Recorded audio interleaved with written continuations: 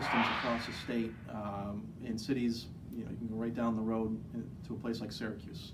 Don't always work well together. You know, they compete, and our area had two separate hospitals that put aside their differences and affiliated to try and provide a better service for people and ultimately save money. And the state saw that as a good thing, and we were able to advocate that we have a 100-year-old hospital and a 60-year-old hospital, and we'd like to have a new hospital, but we need some assistance from the state. So the senator and I, working with our team here in this area, were able to convince the folks in Albany that investing in Oneida County and in the city of Utica for a new hospital was a good idea. We had to fight against legislators from all over the state who said, why Utica? Why should they be getting $300 million for a new hospital? We want money for a new hospital in Syracuse. We want money for a new hospital in Buffalo or Rochester or other areas. But we were able to argue that this is an area that has been looked over many times in the past, and we deserve our due. And we made the case that we could do a good job here with that. And ultimately, I think it's the folks locally that are going to benefit from having a new healthcare facility in the region. Mm-hmm. Can you comment on the released emails to Mr. DeMeo and other government officials? Yeah. So, you know, in the course of the whole process, you send thousands of emails out about the new hospital, and certainly if you take a couple of them, you can certainly pick a few lines out and take them out of context.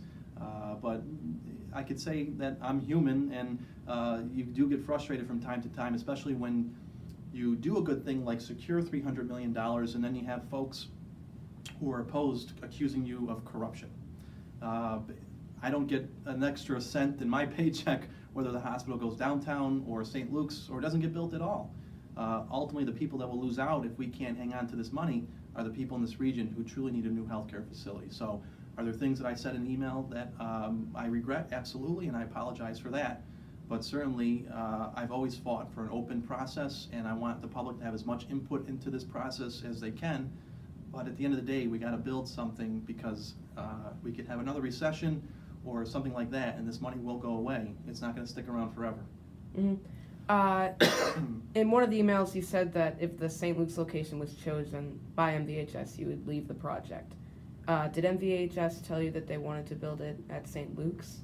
No, Mohawk Valley Health System did a side-by-side comparison of the hospital, whether it would go downtown or St. Luke's, and what they found is that the cost of building at St. Luke's is almost as much as it is to build at downtown, because you still have demolition costs at St. Luke's, you still have to build a parking garage to put it at St. Luke's, you're restricted by wetlands that surround St. Luke's, so there's a whole permitting process that they'd have to go through to get Army Corps of Engineer approval to build outside of the parking lot area at St. Luke's. And the ideal location for a new hospital at St. Luke's, and this is not me, this is me listening to the experts who build these things, is to build it where the existing hospital is at St. Luke's. You can't do that because you have to operate the existing hospital while you're building a new hospital. And when you build a new hospital, the idea is to design it from the inside out, not from the outside in. So if you can't build it where the existing hospital is, you now have to put it into the parking lot area, and you're constrained by the wetlands that surround St. Luke's. So you're now building a hospital from the outside in, and it's not conducive when you're trying to build and operate at the same location. That's why they selected downtown, so they could have more of a clean slate to build a new hospital, as opposed to trying to jam it into an area of the St. Luke's campus that really is not the best ideal situation. Mm-hmm. Do you believe that St. Luke's is a viable location? Could it be built there? Well, I think anything could be done, but my job is to listen to the folks who are in the business of designing these things, you know, hospital planners, architects, engineers.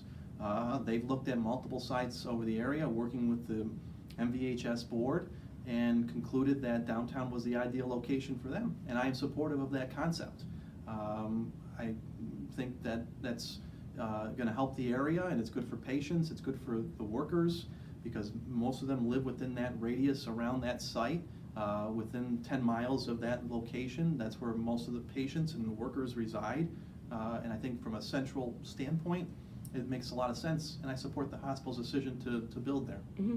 How will the hospital bring economic development to the region in downtown? Well, if you look at a lot of studies, there's been studies done to talk about educational institutions and medical institutions in your downtown areas. And they're anchor institutions, and cities that have either a large educational facility or a large medical facility in their downtowns create more economic development around that area.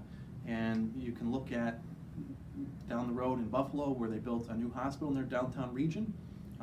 It's funny because they went through a lot of the same problems that we had. There was people in the community who were not supportive, but ultimately now, many years later, I think most people are very proud of that hospital in downtown because they've created a medical campus, and around there they have other kinds of facilities. They have loft apartments, they have retail, they have hotels that people can stay in, and it's really helped revitalize an area of Buffalo that has been blighted for many years.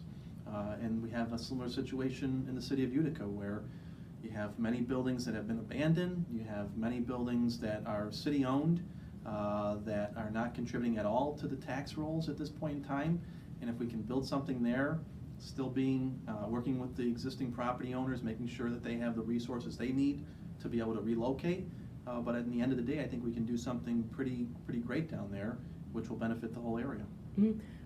What about the businesses that are down there that aren't blighted? Which, again, it's still a few businesses down there that aren't blighted. What would you say to them? Well, what I've told the hospital is do everything in your power, and the hospital has put additional money into their budget to help those companies with relocation costs. Many of them, the bulk of them really, are working with the hospital right now to come up with a fair market value for their property and are looking at other sites to relocate, and the hospital is working with them along the way in that process, and I support that and lend my support in my office to help achieve that. What I don't agree with are people who have purposely bought properties in the footprint of the hospital just to force the hospital to pursue eminent domain. And that's what the leader of the No Downtown Hospital group is doing. Would you support eminent domain in those types of proceedings? I hope it doesn't come to that, and I hope the hospital can work with the property owners to come up with a fair market value and to help them with their relocation cost. And ultimately, I hope it doesn't have to come to that. Mm-hmm. Were you involved in any way in the selection of the location for the hospital? No. I've always said that I'm supportive of the downtown concept, but at the end of the day, that's a decision that had to be made by the board of MVHS and the administration there, and that's what they chose. I've never shied away from the fact that I do prefer the downtown site, but at the end, if they tell me that's not the best location for us, then I would say we got to find the best location for you. Mm-hmm. One more question, then I'll hop off your back. In the emails, it said that you had spoken to Scott Para and relayed your preference for the downtown hospital. How did that conversation? Well, actually, it was Scott Para who first told me that wouldn't this be great if we could build something downtown. So I've said that's something I would be very supportive of and have been supportive all along the process. But at the end, if they say, based upon our studies, we can't build it downtown, there's no way me as a layperson is going to force it to go downtown. At the end of the day, we want the best hospital for the people in this area. I don't care where it goes, but we got to get something built pretty soon because, like I said, this money is not going to sit there forever. And to have a $500 million facility built within the city of Utica is a good thing for this region. And the state came up to the plate and helped make that happen.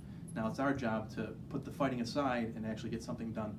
Mm-hmm. In the emails you seem to call some of the people in the No Hospital Downtown group idiots. Do you want to clarify that, or? Well, I certainly regret using that choice of wording, but again, sometimes things are sent out of frustration, and out of thousands of emails, you can find a line or two that you wish you didn't say, but there's always seems to be a group and folks who are more in the leadership of that No Hospital group seem to always be opposed to a lot of things that are happening in this area, never really offering solutions for the way to move forward. Mm-hmm. And then what do you want our viewers to remember going forward, just about this congressional race, about the hospital itself? What do you want them to keep in mind? I think at the end of the day, I want people to know that I'm someone who's never been afraid to criticize my own party when I think they're wrong. We need folks who are independent in this office who can actually put aside party differences and work for the people. I want people to know that based on my track record, I've always been someone who's reached across the aisle, worked in a bipartisan way to bring results for the folks in this area, and that I'm someone that's going to listen and be around a lot.